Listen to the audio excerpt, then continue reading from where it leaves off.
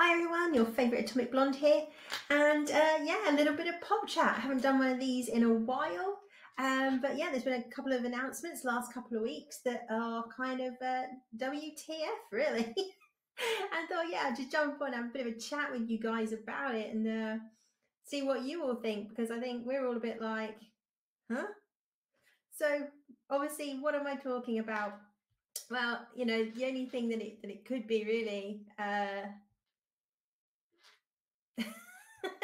The big announcement, the big, ooh, what are we going to get? What are we going to be queuing up to see? And a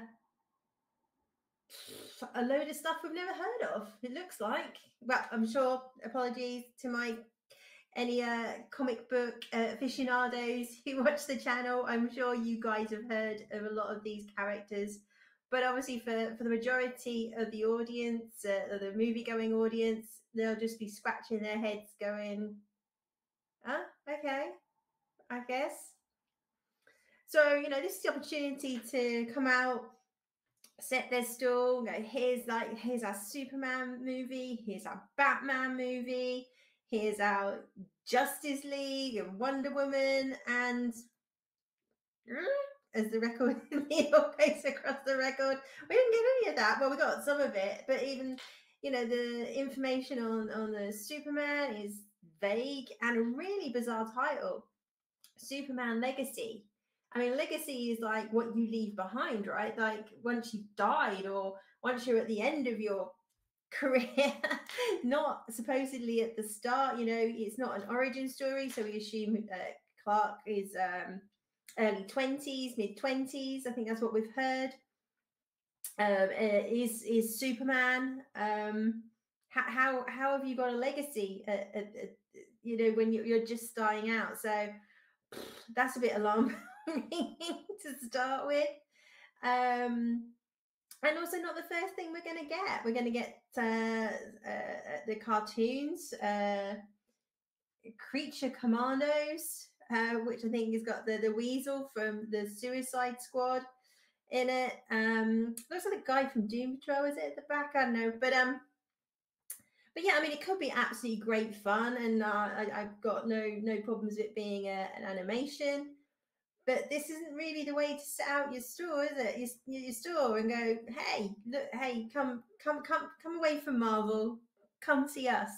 I mean, I guess, as I was hearing this, I was kind of thinking, are these just some? I guess these are some fillers until they can get to the Superman movie. That they have some DC stuff out there, whet the appetite. So we're all going, actually, this is okay. I'm really excited for Superman now. But I mean, they have to be good though, right? I mean, and I can't see the normies writing it down in their diary. Hey, Creature Commandos starts tonight. Let's all get around the TV and watch it. So yeah, a lot of head scratching. What the hell? Obviously some, and like I say, I'm not a comic book person, as I've said on my nerdy weekly roundups. The comics I read as a young girl, like Jackie and things like that. I'll show my age now. But yeah, but even I know the name Tom King and how many alarm bells that should set ringing. The band's that sort of infamous for being bad. I really don't know what James Gunn and his cohort are thinking, unless they're having to do some capitulation and some trade-offs, which I find very hard to believe. That to appease their woke overlords, they've had to let some people through the gate to make what he actually wants to make. I don't know, but why would you, given the state of DC, the films that have already been pulled, the 90 million wasted on Batgirl, why would you put anything on the slate that isn't going to make money? And this whole Supergirl, Woman of Tomorrow, the title makes me want to hurl, let alone what it's going to be about. I assume it is based on one of Tom King's comics. So I guess, is it going to be woke AF?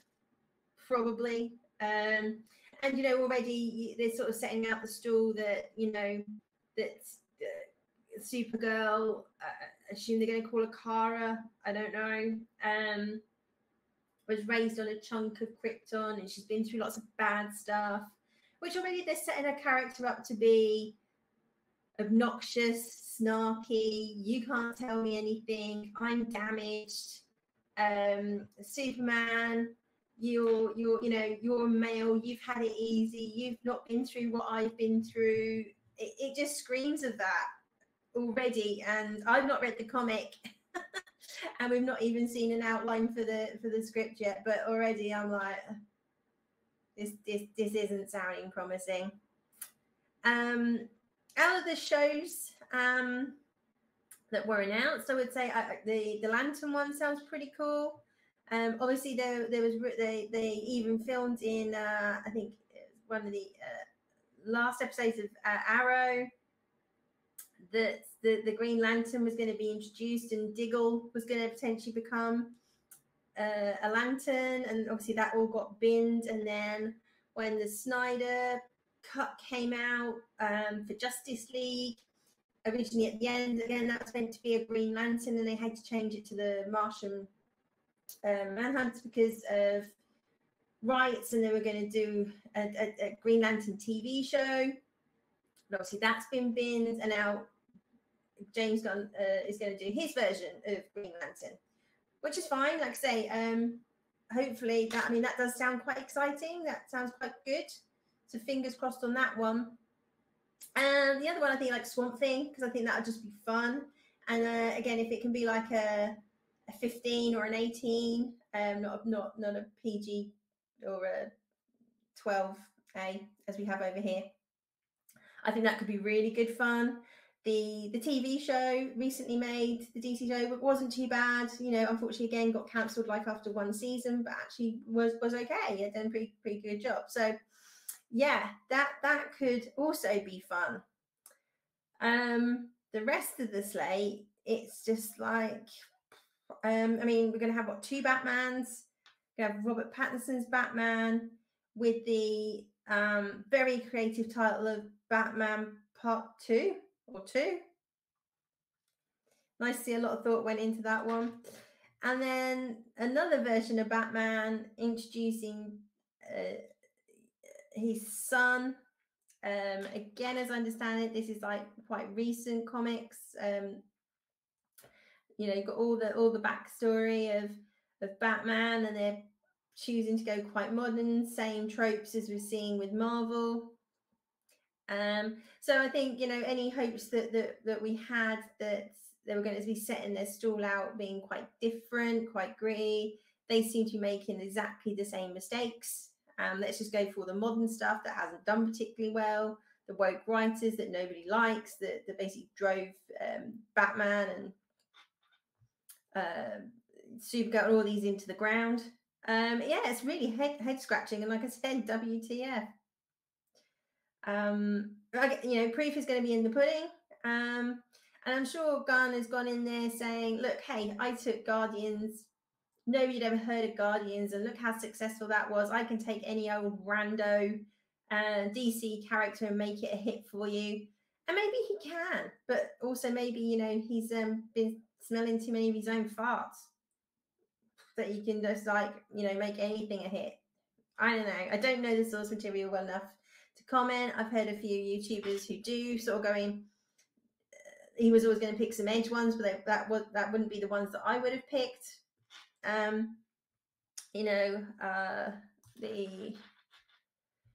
all very, very strange. So the Authority that he sort of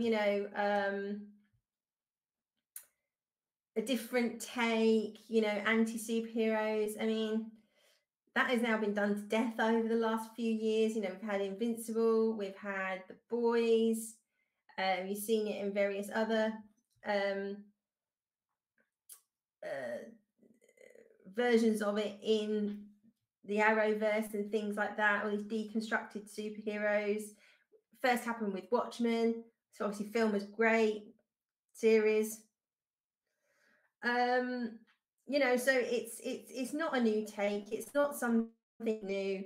And I think people are pretty fed up of deconstructed superheroes. What people are crying out for is seeing the old Superman, you know, seeing a real hero doing heroic things and being a good role model. Now there is a quote from Gunn's partner in crime. Is it Peter Safran? I believe his name is. I'm just checking because he doesn't get mentioned much, which is quite funny. Yeah, Peter Safran. And in like one of the many articles online, he does say that, you know, he's talking about it's not an origin story. Safran says it focuses on Superman balancing his Krypton heritage with his human upbringing. He is the embodiment of truth, justice in the American way. He is kindness in a world that thinks that kindness is old-fashioned. Now that actually is quite a positive statement. That is Safran saying that, and not afraid to use the truth, justice in the American way, which obviously they've been trying to get rid of the American way in the comics quite recently. So that does sort of give a bit of reassurance that maybe they are going for, you know, more old-fashioned, hopeful Superman. And I think maybe if you get that, you can kind of have the juxtaposition of the deconstructed superheroes. But I just don't think it's going to have the effect that Gunn maybe thinks it's going to, because like you say, we've seen it in The Boys, we've seen it in Watchmen, Invincible, you know. Again, if it's done exceptionally well, and a lot of these things, you know, depend heavily on the casting. We all know Iron Man done so well because of Robert Downey Jr. You know, he was just made for that part. You know, so it remains to be seen. I think, you know, some of the shade that Gunn's been flying around, hence the thing there with Cavill saying that, you know, he wanted people who are easy to work with, and this whole thing that Henry Cavill is difficult to work with just because he loves this stuff and has the audacity to point out to these writers that they're not telling the character correctly and their stories are crap. You know, this is his career as well. He's got the right to turn around and say, I don't think this is very good. And he doesn't want to be crap on screen. You know, he wants a good career. He wants to be in things that people want to watch.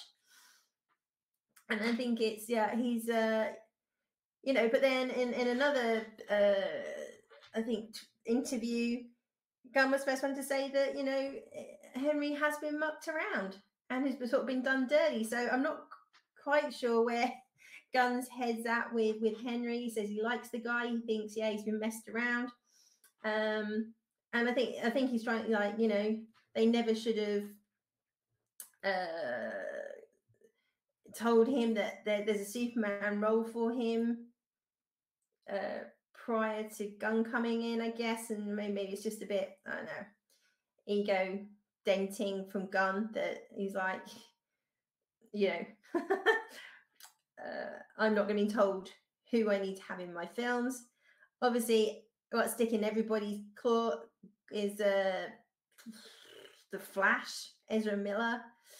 Now, I'm guessing, you know, apart from the fact that Ezra Miller seems to have blackmail evidence on some very higher ups in the movie industry. just saying.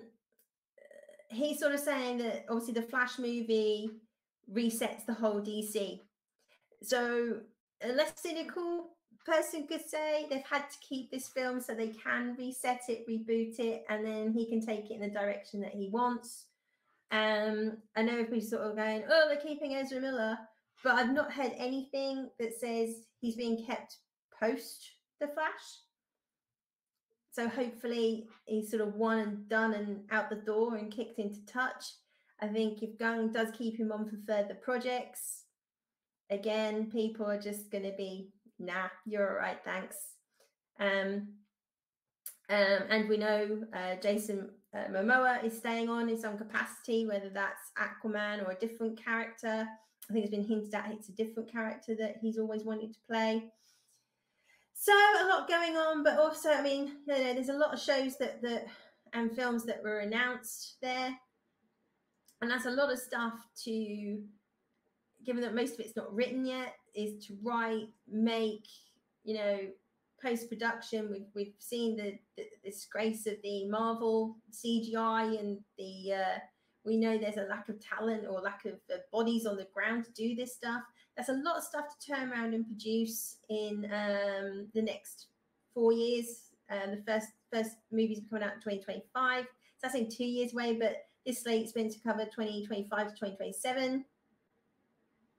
Yeah, so they got to turn all this around in 4 years. I think that's a pretty big ask, and probably overstretching themselves. I think if they just focused on doing a really good Superman film, a really good Batman film separately over the next couple of years, get bums on seats, get people interested in DC again, seeing two really solid superhero, entertaining, no message bullshit, they'd probably be on to a winner. But who knows? Like you say, they're always, their egos always come ahead of common sense approach, and I think, you know, oh hey, let's subvert what everybody's expecting. And well, yeah, you done it, James. You completely subverted us all. We're all sitting there going, dude, we haven't really got any interest in any of your, most of your slate. So well done. On to a flying start. So I guess it's watch this space, wait and see. I mean, the big, you know, tells will be who is cast as Superman, who is cast as Batman, outside of Robert Pattinson in The Batman. These castings will be absolutely crucial as to whether people buy into what James Gunn is selling, and he's got an uphill battle with whoever he casts to replace Henry. So good luck. Let's hope I'm proved wrong, or yeah, we're all proved wrong. And there's some really brilliant, entertaining stuff coming our way. But right now, I don't know. Time will tell.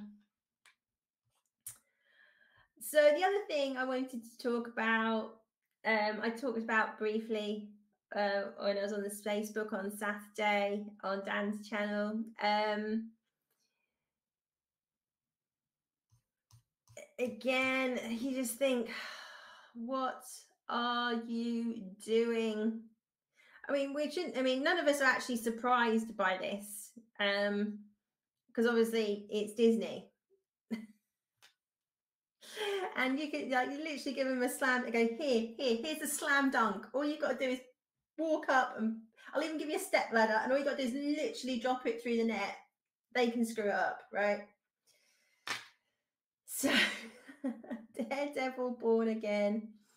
I mean, as soon as we knew it was going to Disney, everyone was like sharp intake of breath, because this is a great show on Netflix. You know, the first season, fantastic. I enjoyed the second season. Third season, a little bit, but I mean, head and shoulders better than anything that we've got from the Marvel studio. I also really enjoyed Jessica Jones. I know not everybody like that one, but I really enjoyed Jessica Jones as well. Real sort of, you know, hard drinking, promiscuous, shall we say, doesn't give any Fs, alcoholic detective with super strength. Loved it. I think yeah, she's done a great job, Rita. So yeah, and as I think I've heard they were saying that was going to move to Disney as well. How on earth they could make Jessica Jones say hard drinking, shagging about, gives no Fs at Disney? Just don't bother. Just don't even go there. And the good thing about Netflix, like I say, they were made more as adult shows. They got the tone right. You know, the casting was just spot on all their shows. I think the only weak link in the chain was Iron Fist. I didn't even watch that one, but But Luke Cage, Daredevil, Jessica Jones, these were all great shows. So you've got a really solid fan base, great shows. So you think they go, hey guys, you know, you wrote for Netflix, would you want to come over and write for us because you've done such a good job? Of course not, it's Disney. Why would they actually take a winning formula and run with it? Of course not. They had the brilliant idea of going, oh, all these shows at the CW have been cancelled. And the CW said, oh, maybe we should get all those CW writers over. And that's exactly what they've done. Mind blown. They seem to think like because they've written on the Arrowverse that they're going to get good quality writers. And the one they're like sort of promoting the most, and they're like backing and going, this is fantastic. We've got Jill Blankenship, the showrunner of the masterpiece that was cancelled after 13 episodes mid-season, Naomi. The lowest rated show or Arrowverse show, probably show on the CW, is going to be a writer on Daredevil. So we can all just relax. Yeah, most of the writers announced worked on, as I say, Arrowverse, Legends, Arrow, Flash. And apart from like the early seasons of those shows, they went off a cliff really fast. And Disney is just sending its stall out to be, hey, we're the next CW. Look at us, aren't we so virtue signaling? Look at us, we've got, so much diversity and inclusion. We'll worry about the story later. Story? What story? Do we need a story? Oh, okay. It's quite unbelievable. Now, I think what's really funny is they've kind of gone, oh, look, we've got all these people that have written on procedural dramas and courtroom dramas because we listen to you. We learned this from She-Hulk, where virtually hardly anything in Daredevil actually happens in a courtroom. It's mainly outside the courtroom. So they've brought these people in, and you're just like, you really have no idea at all. And yeah, and I hope they get rid of that dreadful costume that he had in She-Hulk. Yeah, it looks like a condiment mustard ketchup bottle thing. And they go back to the red. I mean, I know it's probably more the colors are more comic accurate, but it just looked cheap as like everything on Disney. Yeah, the other writers, if they're not saying they worked on the CW, they're activists and specialists in wokery and inclusion and diversity. But yeah, a few of them been lawyers and have worked on some good stuff, so Thomas Wong. Now, again, he's a mixed bag, Thomas Wong. He's like, has expertise in a number of issues, including race, ethnic issues, in food, wine, sexuality, gender, and the legal system. I don't know what you need to say about writing about food and wine, but anyway. But he has also written for Minority Report, CBS show Bull, which is quite good, and obviously a legal drama. So I think, all of these people, they do have some writing credits, but again, there's a very strong leaning to activist first, writers second. Zachary Ritter, again, worked on Law and Order, Organized Crime, CSI New York. And he was formerly a prosecutor. Grania Godfrey worked on the early seasons of The Flash. and the Arrow, which were quite good. But then she also worked on the latter seasons of Legends, which was god awful, and introduced the Latino character in that. So again, you know, really, really mixed bag. But you know, just so many red flags for this show coming off the back of. And then I think what's really sad is, you know, you've got, you know, Charlie Cox, Vincent D'Onofrio, who are great actors. They have so much acting talent in their shows and in their films that are just completely wasted. You know, they're given terrible dialogue, ridiculous storylines. You know, D'Onofrio is completely wasted in Hawkeye. I mean, I don't know. I mean, other than the paychecks, I don't know what these guys are thinking when they sign up to these Disney shows. Because if you're in a, maybe they think they're going to fail upwards. I don't know. If they make a really terrible piece of TV, but there's lots of exposure, then they'll get a good bit of TV or a film, or I just don't know what's going through their heads. Because, you know, they can watch the output for themselves. They can see what ratings these shows are given on Rotten Tomatoes and IMDb. They know the audience that should be loving these things absolutely hates them because they're so bad.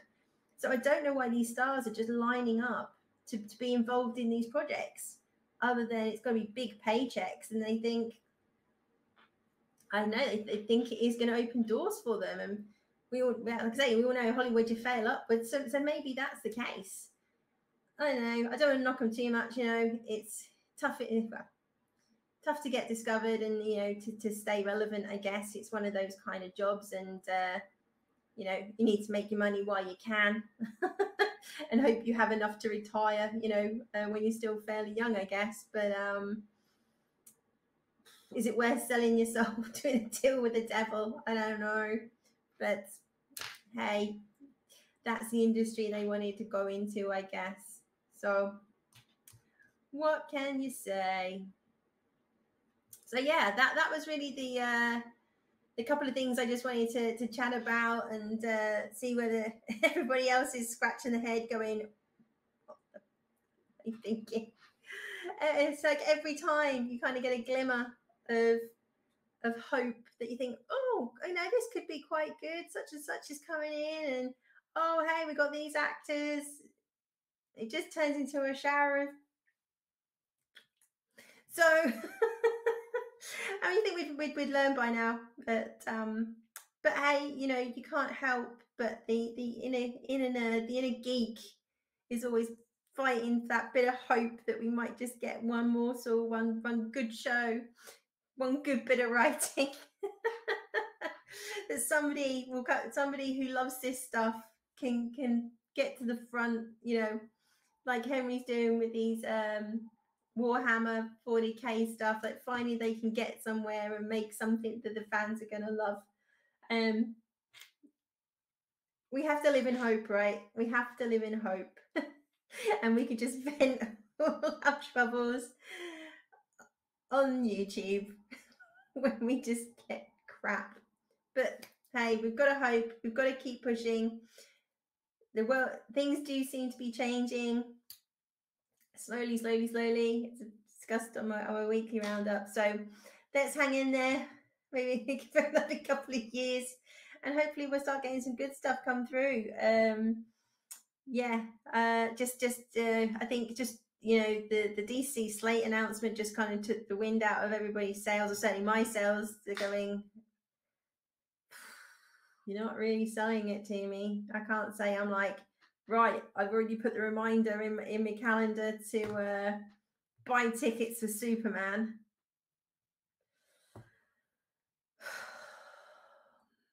It's not easy being a nerd.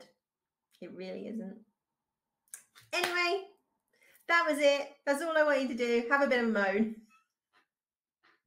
about what the hell is going on with our favourite IPs, as always. But hey, fingers crossed. Let's hope James Gunn proves me wrong, and I'm on here in 2, 3, 4 years' time going, wow, have you been to see the latest DC movie? We can but hope. So hang in there, guys. I'll be back on Sunday, as always, with my weekly roundups. And hopefully I shall be on the Facebook this Saturday, all being well, where you can see me chatting this kind of stuff and what I think about what's going on. So you all take care. Do share, do like, share, and subscribe if I can even say the words. I mean, I haven't even had a drink. Yes, yeah, do get it out there. Do leave me some comments. Love to know what you think about James Gunn and Daredevil and just the Nerd University in general. So have a good one. See you soon. Bye bye.